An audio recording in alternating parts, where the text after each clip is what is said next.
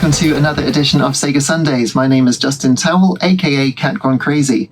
Now, it's May the 4th, so I have to say May the 4th be with you always. It's Star Wars Day, so we're playing Star Wars Arcade on the 32X. Now, this is a real retail copy of the game, as we watch it recreating the intro to Star Wars Episode 4, A New Hope. And I've got a pretty good version. It's got the instructions, which you can see in there, and still got the bag and everything, and the cartridge is in fantastic condition. So I'm just going to turn this down because it actually plays the John Williams Star Wars score here, as it does the recreation of the famous text trawl at the start, and it's got very shaky 3D, so I think it's being rendered with integers like the PlayStation 1, which is why you get this slightly shaky 3D, although I wouldn't call it slightly shaky. This is just shaky, so bad that once it's about a third of the way up the screen, you can't read it. But that's okay, we'll let it off. We know what it says because it's just recreating the text from the first movie from 1977. So let's go past this. And we can choose 32X or arcade. So I think I'm going to choose arcade. And I'm going to do the training as it is, actually. Now, pilot or pilot and gunner. Pilot and gunner is the 2-player mode, so you need another controller. I'm using a 6-button third-party controller here.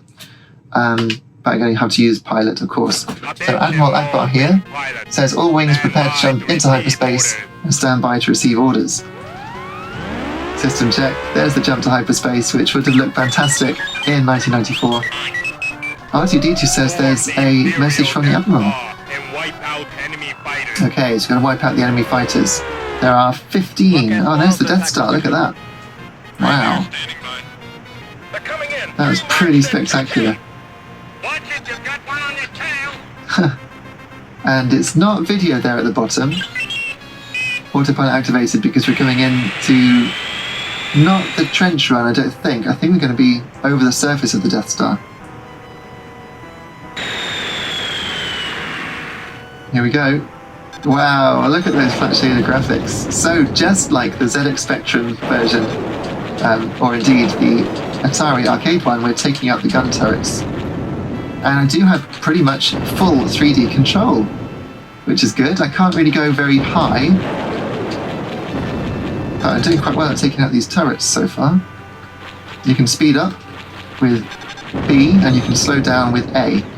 Now, just now, I was trying to do the game just on arcade mode, and it starts off in space shooting TIE fighters, whereas this seems to be a much more gentle introduction to the game.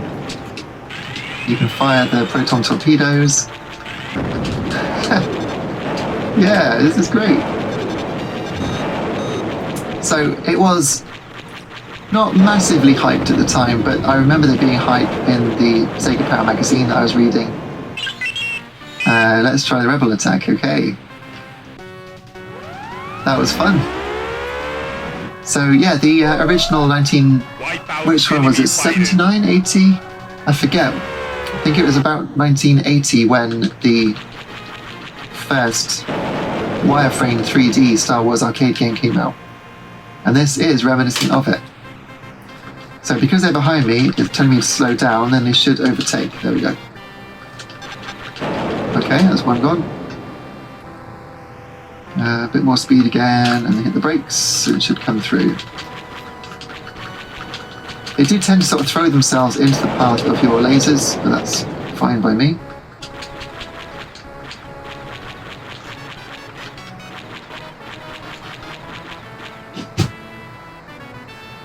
Yeah, and we are in 3D space, but because you can't sort of pull up, or that's as far as I can go down, and that's as far as I can look up. Nice. Okay, it's going reasonably well. I've still got 7 shield, so it is much easier than it is on the arcade mode. But it's good to do the training. We can also change the view. So we've got third person now, viewing the rear of the X-Wing. Famous iconography. And it does look very good. We can fire proton torpedoes, which home in once they've locked on. I think back into the cockpit. Okay, should appear now. They just have a habit of flying around you in a big circle. I was a bit late with that. Those are easy to take out. Poor R2-D2 getting hit. But we've not got many more to do now. Proton torpedo away.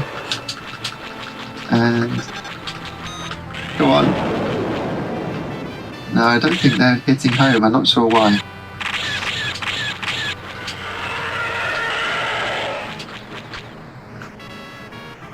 Sometimes I can't even see them. They're meant to be in front of me. There's meant to be one there, but where is it? Just can't see it.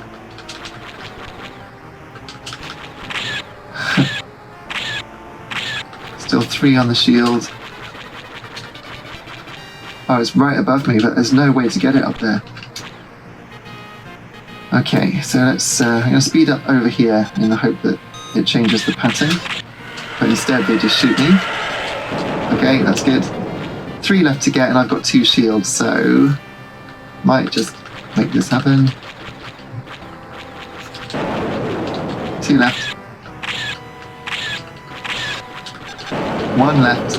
Or is that it? Okay, autopilot activated. Lovely. We're going to do the trench run now. It's 21 seconds left on the timer. And look at the Star Destroyer. Proceed to engage the Super Star Destroyer and destroy its main engines. So I think we're actually going to go inside it, and usually this is as far as I get. Look at that! Wow. So it's a trench run, it's not the trench run.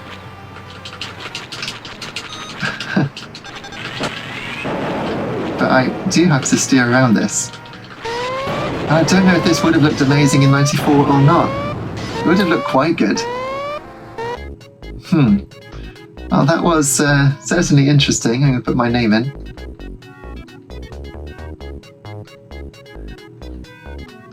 There we go. Just. Oh, you can make it go lowercase, but there we go. Continue. I wonder if it will continue from there. I think we should give it another go. How are we doing for timers? Okay. Right, so we've now got 7 shields again. Form the Super Star Destroyer and destroy its main engine. It's good to have the speech. That's really good. Decent presentation.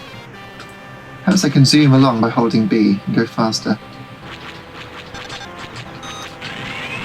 Got to steer up and over those, down through the lasers.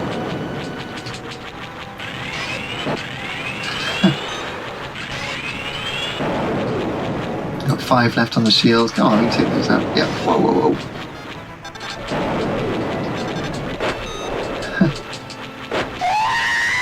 R2-D2's been hit, and we're now going to go as close to indoors as you can get in space, I think. And get those at the top.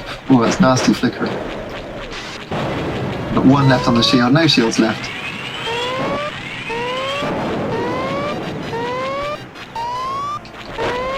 Okay.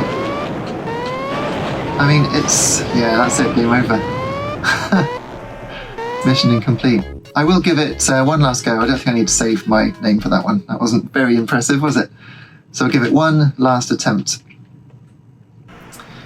So what do we think of it? It's a curio, definitely. It's nice to have it in my collection. I very rarely play it.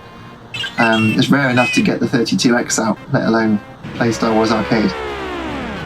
But it wasn't worth the money. I know I got quite a lot of criticism of my Virtua Racing Deluxe video, suggesting that it somehow wasn't good enough. But I'm not sure this is good enough. It didn't even review that well. You know, they were impressed with the graphics, but not that impressed with the graphics. Because even then, I think they could see that it wasn't very solid. Oh dear, poor Auntie. He doesn't deserve it, does he? Right. And the low frame rate makes it hard to hit stuff.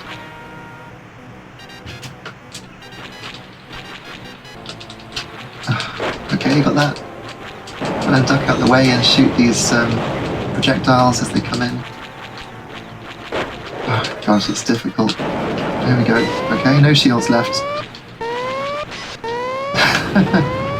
and that's really not very nice for the eyes. So I think I'm going to leave it there. That was Star Wars Arcade on a 32X. So yeah, let me know in the comments what you think of that one. A bit of a curio.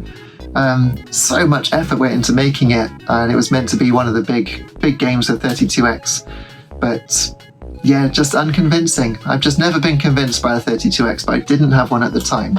So I suppose I came to it once the Saturn had already shown what could be done with 32-bit technology, and of course the PlayStation, which steamrolled everything.